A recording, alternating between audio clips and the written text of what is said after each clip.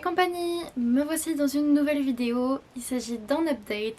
J'ai énormément de retard puisque je vous filme mi-mars mes lectures de janvier, du début de mois de janvier, parce que j'ai même pas commencé à vous montrer mes lectures de 2023. Donc on est mi-mars, j'ai lu 30 livres depuis, donc j'ai 30 livres à vous présenter. Je vais pas tous les faire maintenant, évidemment ça va au moins prendre 3 ou 4 updates. Mais c'est parti parce que j'en ai pas mal à faire. Je suis épuisée ces derniers temps par mon travail et du coup j'ai pas le temps. Mais par contre j'ai le temps de lire vu que je lis environ... j'ai 2h40 de transport par jour. Donc je lis environ 100 pages par jour. Ouais, c'est hyper peu par rapport à 2h40. Mais il y a un peu de temps de marche, il y a le temps où je suis pas concentrée, etc. Donc voilà. On commence dès à présent avec Charlie Davidson, les derniers tomes, donc 12 et 13. Donc 12 tombes sans un os et 13 tombes de malheur de Darinda Jones, pardon, j'ai bugué. Donc les derniers tomes, voilà, c'est enfin la fin de cette saga de Beatliteux que je lis depuis quand même maintenant, je dirais bien 3 ans. J'ai beaucoup aimé, donc honnêtement vous connaissez l'histoire de Charlet, je vous en ai déjà parlé 25 milliards de fois. C'est la faucheuse, il y a en même temps de l'enquête parce qu'elle est détective privée et elle aide son oncle qui est policier. Et en plus c'est la faucheuse, donc elle voit les fantômes, elle leur parle, etc. Pour le 12e tome, j'aime toujours autant l'ambiance, ça n'a pas bougé. J'ai comme d'habitude adoré l'humour, le sarcasme et les personnages, ça n'a pas bougé. Je suis un petit peu rapidement parce que bon, au bout de 12-13 tomes, je pense que vous avez compris ce que je pense de cette saga. Mais c'est vrai que j'étais un petit peu déçue de la première partie de celui-ci. J'ai trouvé qu'il se passait pas grand chose et qu'on n'avait pas de petite intrigue autour de à l'intérieur de la grande intrigue, parce que bon, autour de 12-13 tomes vous doutez qu'il y a une histoire principale et à l'intérieur il y a des petites enquêtes, et c'est vrai que là j'ai pas vu de petites enquêtes, donc j'étais un peu déçue. Mais heureusement ça s'améliore dans la deuxième moitié. Et pour le final de cette saga, 13, porte-bonheur ou porte-malheur, j'ai adoré, j'ai beaucoup plus aimé que le tome 12 qui était un petit peu flop pour moi. Il y avait tout ce que j'aimais, enquête secondaire, en même temps que du cataclysme dans le dernier tome, hein, vous vous doutez qu'il y a pas mal d'actions. Donc énormément d'actions, surtout dans les 100 dernières pages, j'étais vraiment sur le cul pour plein d'événements. J'aurais bien aimé que la bataille finale soit un petit peu rallongée plutôt, et j'aurais bien aimé avoir des chapitres, un peu plus de chapitres après, parce que je trouve qu'on n'a pas assez de nouvelles ensuite. J'ai trouvé que c'était un petit peu un appel à spin-off la fin. Mais j'ai pas trouvé de suite sur les réseaux sociaux, donc est-ce que vous êtes au courant s'il y a une autre saga qui est liée à Charlie Davidson ou non? Et donc coup de cœur pour ce tome-ci, magnifique clôture, j'ai adoré cette saga, j'ai pris grand plaisir à la lire et je vais enfin pouvoir me lancer dans une autre saga de Beatlit maintenant. J'ai ensuite eu un coup de foudre pour ma lecture du challenge à table de mois de janvier, The Love Hypothesis d'Ali Hazelwood, chez Hauteville, qu'on a entendu, qu'on a vu partout, et je trouve que ce roman mérite hype. J'ai adoré, c'est une romance entre une étudiante en 3e année de doctorat et un doctorant, je crois que c'est comme ça qu'on appelle, enfin c'est un professeur qui a eu son doctorat, enfin bref. Et du coup j'ai trop aimé, j'ai trouvé que ça un peu plus compliqué que les romances qu'on a l'air de voir d'habitude, dans le sens où le vocabulaire est plus développé, on a un peu du coup de science, de ci, de ça, et j'ai trouvé ça plus élaboré. J'aurais bien aimé lire d'autres romans de l'autrice, mais un de ces autres romans n'est traduit qu'en mai en français, et du coup j'aurais bien voulu le lire en anglais, mais je pense que c'est trop compliqué pour moi le langage, sachant qu'en français déjà c'est pas compliqué mais c'est plus élaboré quand même. Donc je suis tombée amoureuse des personnages, j'ai beaucoup trop aimé l'histoire. En gros il y a un fake dating, c'est une fille, elle en a marre que sa meilleure amie elle se mette pas en couple avec le mec qu'elle veut parce que c'est je crois que c'est son ex à la fille, et du coup elle s'empêche de se mettre avec alors qu'elle l'aime et que la fille elle s'en foutait. Du coup pour lui prouver qu'elle s'en fout totalement, elle embrasse le premier mec qu'elle croise, c'est-à-dire le professeur. Et ouais, donc un peu tendu comme histoire, et lui il fait semblant de sortir avec elle pour l'aider. Voilà, et c'est trop mignon, vraiment j'ai beaucoup trop aimé. Dès les premiers chapitres, je suis tombée accro, j'ai adoré être avec des doctorants, etc. Je trouvais ça très original. Vraiment, j'ai trouvé que cette histoire était hyper originale pour tout. L'environnement des doctorants, j'ai adoré.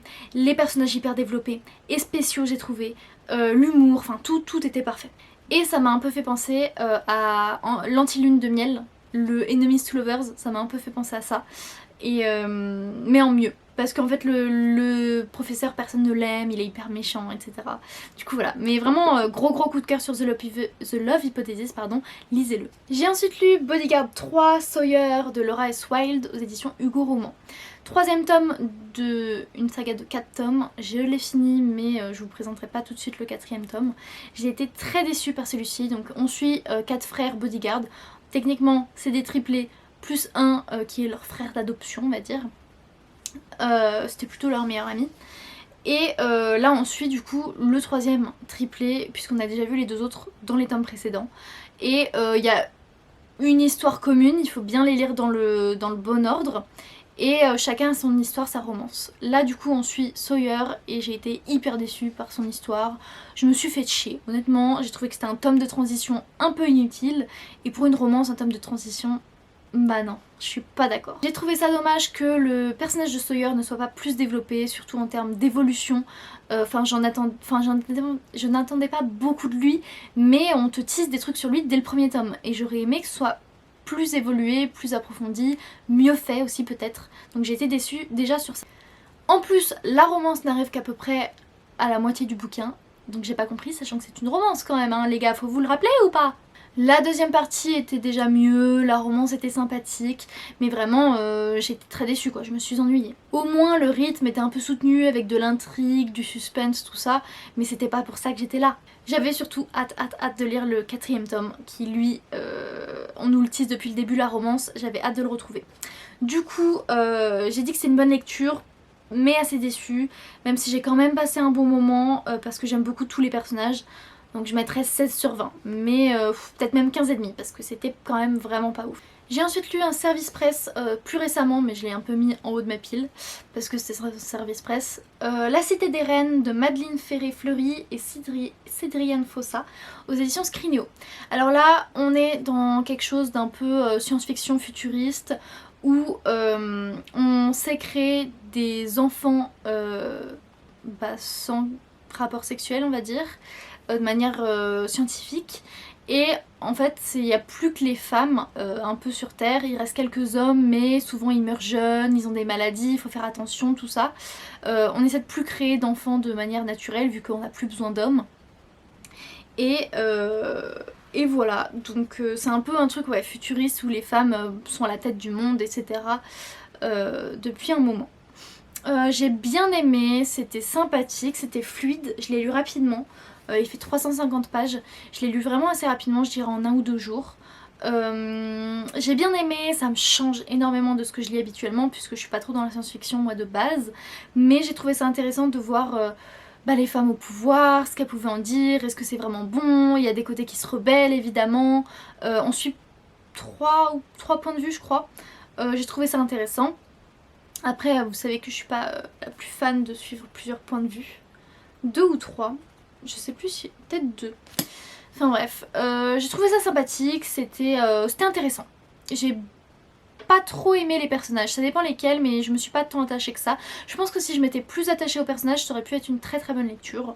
Mais ça a été une lecture sympathique, j'ai bien aimé, sans plus. Certainement parce que c'est pas mon style, mais je suis contente de l'avoir lu. Je mettrais 16, 16,5. J'ai également lu The Honey Dentist de Christina Loren chez Hugo Roman. De quoi ça parle déjà, je sais même plus. Ah si, c'est l'histoire entre 2 assistants. Techniquement le mec il est pas censé être un assistant mais il fait un boulot d'assistant. Tous les deux pour un couple marié depuis des années qui sont genre décorateurs d'intérieur et tous les deux ne s'aiment pas du tout et il y a plein de trucs qui se passent entre le couple etc. Eux ils doivent gérer blabla, ils s'aiment pas blablabla. J'ai été nulle, qu'est-ce que je raconte? C'était nul, j'ai pas du tout aimé, j'étais très déçue, je trouvais que ce livre ne servait à rien. Il fait 300 pages et je l'ai trouvé chiant à mourir. J'ai pas aimé les personnages, je me suis ennuyée, j'ai pas trouvé ça intéressant et j'ai pas aimé en plus la manière dont c'était raconté, genre la plume. Donc j'ai littéralement rien aimé dans cette histoire, je l'ai pas trouvée intéressante du tout, j'étais très déçue parce que la couverture est magnifique, mais bah c'était nul quoi, vraiment. Donc très très déçue par Christina Loren. Pour moi leurs romans ils sont toujours sympathiques mais jamais sans plus à part deux exceptions. Donc l'autobiographie que j'ai adoré, ou autobiographie, et l'Antilune de miel. Mais là vraiment gros flop. J'ai ensuite lu Thunder, donc les dieux du campus 2 de Phoenix B. Asher et F.V. Estier aux éditions Hugo Roman. Pareil, une série de 4 tomes qui est sortie à peu près en même temps que Bodyguard. Actuellement j'ai aussi lu les 4, mais là je vous présente que le tome 2. Du coup on suit en gros des mecs qui habitent tous ensemble je crois, mais surtout c'est campus et souvent c'est des sportifs. Donc là pareil on suit un footballeur américain et un hockeyeur parce que c'est une histoire MM. Donc MF ça veut dire homme-femme, MM ça veut dire homme-homme. Et donc les tomes ça fait MF, MM, MF, MM. Donc là on suit entre deux hommes et on nous avait déjà teasé cette romance dans le premier tome et ça avait l'air génial, surtout que j'aimais beaucoup le personnage principal dans le tome 1, donc j'en attendais beaucoup. Et ben c'était une déception également puisque je me suis bien fait chier dans la première moitié. J'ai trouvé que les personnages ne faisaient qu'être énervés l'un contre l'autre et sans fondement et ça m'a énervé. Au début, je les ai trouvés vraiment fades, enfin au début jusqu'à la moitié, je les ai trouvés vraiment fades, surtout le personnage principal, j'en attendais beaucoup de lui vu que je l'avais aimé dans le premier tome, et au final j'ai pas trouvé l'intérêt. Je l'ai trouvé fade, vraiment, pas sans émotion parce que c'est quelqu'un de colérique et on aborde ce sujet de la colère qui peut être une maladie quand c'est poussé, etc. Et ça j'ai adoré, très très bon point, mais j'ai trouvé que justement tout le tome se consacrait à cette colère qu'il a en lui et j'ai pas trouvé ce côté très amusant, très drôle, très joueur qu'il y avait dans le premier tome. Donc la deuxième moitié m'a beaucoup plus plu, j'ai été pas mal émue par l'histoire des garçons quand même.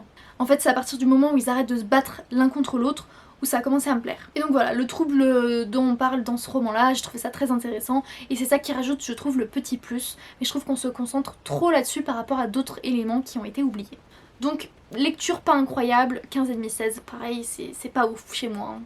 J'ai également lu Roquesby, les tomes 1 et 2, enfin la chronique des Roquesby, mais je dis juste Roquesby, de Julia Quinn aux éditions J'ai lu. Du coup il n'y a que 2 doubles tomes, donc 1, 2, 3, 4. Encore une fois, j'ai aussi fini, mais je vous présenterai la suite dans un autre dans un autre update qui sera pas tout de suite parce que je viens de finir la série. Donc on suit les Roquesby, ça se passe avant les Bridgerton, on suit une fratrie de 4 personnages et du coup leurs amours en alternant les points de vue. Donc là ça se passe en 1779 et j'ai adoré. Voilà, j'ai beaucoup aimé. Autant que les Bridgerton pour le premier tome. J'étais à fond, j'ai kiffé les personnages, j'ai passé un très bon moment. Pour moi c'est vraiment des lectures doudou, romance sympathique, où on est dans un bon environnement. Voilà, pour moi c'est vraiment lecture doudou. C'est un Enemies to Lovers, assez amusant avec des personnages qui m'ont beaucoup plu. Et donc ouais, premier tome très très sympathique. Entre du coup un mec et l'autre c'est un peu la meilleure amie de ses frères et elle est très présente dans leur famille parce que leurs familles sont très proches et eux ils se détestent depuis toujours. Et là ils commencent à se rapprocher. Un peu sans le vouloir, sans... voilà. J'ai beaucoup moins aimé le deuxième tome qui m'a assez déçu lui par contre. C'est vrai que ça changeait beaucoup de ce qui est fait habituellement par l'autrice. J'ai l'impression qu'elle a pris des risques, même si elle les a écrits il y a très longtemps, hein, c'est juste des rééditions. Donc c'est très différent de ce que j'ai lu de l'autrice pour le moment, mais c'est vrai que ça m'a assez déçue. On retrouve en fait le frère... c'est un petit peu un spoil pour la fin du 1, mais en gros il est à la guerre et une fille elle se fait passer pour sa femme pour pouvoir prendre soin de lui et lui il se souvient pas, il a perdu la mémoire et du coup voilà, on les suit totalement dans un autre environnement que là où on a l'habitude de les suivre, souvent dans la cour londonienne etc. Là pas du tout. C'est un peu soldat tout ça et j'ai pas du tout aimé, enfin c'est pas que j'ai pas du tout aimé, c'est que je me suis ennuyée par rapport à d'habitude, voilà. Et pour finir cet update, Un cœur si loyal et solitaire, le tome 2, sachant que le tome 3 vient de sortir, donc si vous voulez aller l'acheter, il est sorti là hier ou avant-hier, de Brigitte Kemmerer, donc chez Rajo. C'est une réécriture du conte de La Belle et la Bête. On suit dans ce tome-ci des personnages différents mais pas différents à la fois. En fait on suit les mêmes personnages mais d'un point de vue autre que dans le premier tome, ce qui est très intéressant j'ai trouvé.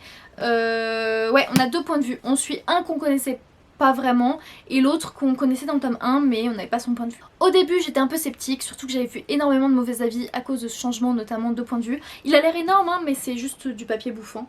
Ouais bon il fait 600 pages, mais là on dirait qu'il en fait 800, mais il en fait que 600. Et donc j'avais vraiment peur parce qu'il y avait plein de mauvais avis. Au final, donc j'étais sceptique au début mais j'ai beaucoup aimé. J'étais vraiment plongée dans l'histoire, donc très sympathique. Et au final, j'ai trouvé que j'ai même préféré ces personnages par rapport à ceux du tome 1.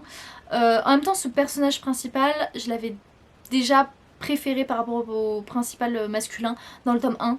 Donc ça m'étonne pas que là, quand on est son point de vue, bah au final, ce tome-ci que je préfère. En fait, il faut être prévenu qu'on change de point de vue. C'est un peu mais pas totalement, hein. Comme dans Akotar, où on change de point de vue entre le 1 et le 2. Bah là c'est un peu la même chose, pas vraiment mais un peu, et je sais que c'est pour ça que plein n'ont pas aimé, parce qu'on change de point de vue en fait. Mais pas seulement de point de vue, un peu d'avis, je sais pas si vous voyez ce que j'essaie de vous dire sans vous spoiler. En plus, une fin de dingue qui me donne fortement envie de lire la suite, que je n'ai pas encore acheté, je l'ai vu aujourd'hui mais j'ai pas craqué. Donc une super lecture, simple, avec un bel univers, pas trop chargé honnêtement, c'est vraiment simple à lire et très fluide. Donc je recommande à fond. Et voilà, c'en est fini pour cette vidéo avec beaucoup de mauvais avis, honnêtement, de très mauvaises lectures certaines, mais j'ai eu The Love Hypothesis qui a illuminé mon mois de janvier. Donc voilà, j'espère que cette vidéo vous aura plu, n'hésitez pas à mettre un petit pouce en l'air et un commentaire, ça compte beaucoup pour nous, surtout avec nos stats qui dégringolent un petit peu en ce moment, donc n'hésitez pas à donner du love. Je vous fais de gros bisous, je vous souhaite de joyeuses lectures et à bientôt. Ciao.